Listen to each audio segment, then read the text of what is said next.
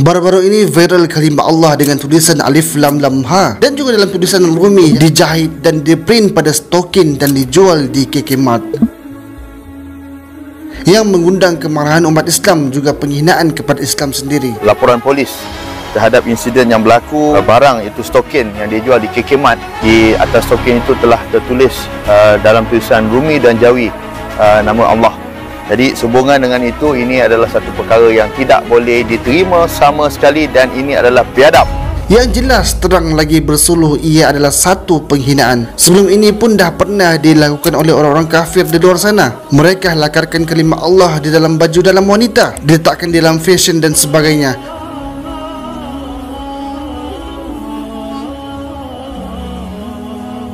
Tetapi hari ini ia benar-benar berlaku di Malaysia. Kita akan bahas pada video kali ini, jadi tengok video ini sampai habis. Assalamualaikum warahmatullahi wabarakatuh. Sahabat semua, apa khabar? Semoga sehat selalu dan dipermudahkan dalam segala urusan. Dan saya nak ucapkan selamat berpuasa kepada sahabat semua.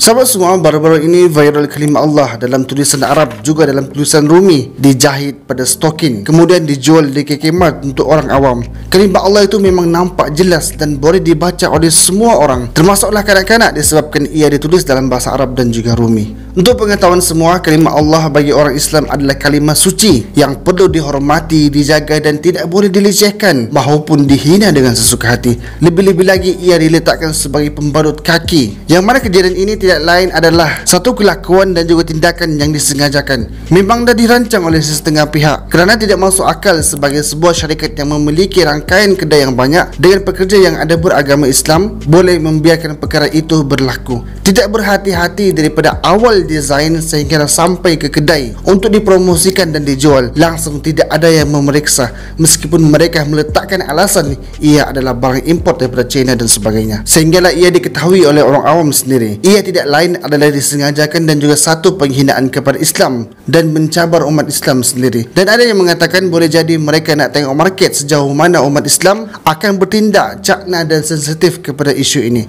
Mereka cabar bukan hanya umat Islam di Malaysia sahaja, tetapi sebenarnya umat Islam di seluruh dunia. Termasuklah komen-komen seperti ini yang menambahkan lagi amarah umat Islam. Sahabat semua, sebenarnya penggunaan kalimah Allah ataupun lakaran kalimah Allah diletakkan di dalam baju dan sebagainya dengan tujuan untuk menghina Islam dah pun dilakukan berkali-kali di luar negara.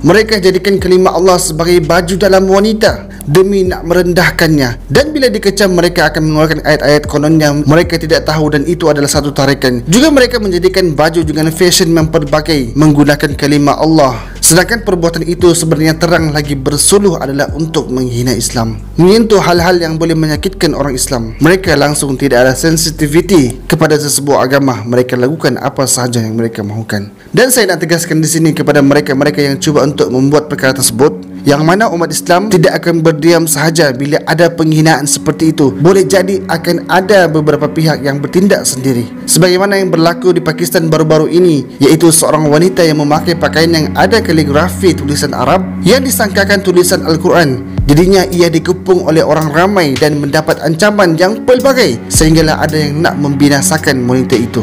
Sedangkan tulisan yang tertera pada pakaian wanita tersebut adalah kalimah helwa yang bermaksud manis, bukanlah ayat suci Al-Quran, tetapi ia terlihat seakan-akan ayat suci Al-Quran. Meskipun begitu, ia tetap mengundang amarah orang awam. Jadinya atas pertolongan polis yang ada tepat pada masanya, akhirnya wanita tersebut dapat diselamatkan daripada dibelasa oleh orang awam.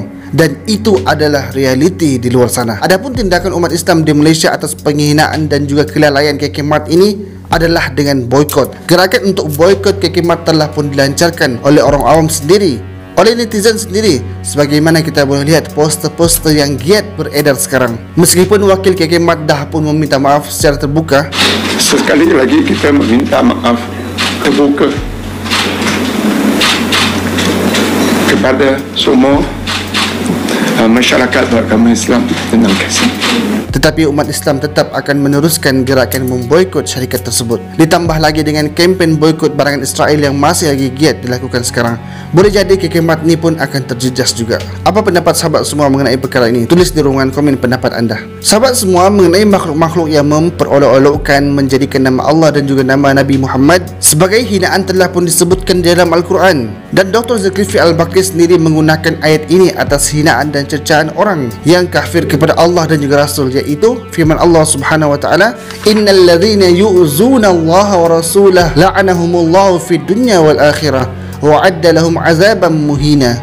Yang bermaksud sesungguhnya orang-orang yang menyakiti Allah dan Rasulnya, Allah akan melaknatinya di dunia dan di akhirat dan menyediakan baginya siksaan yang menghinakan.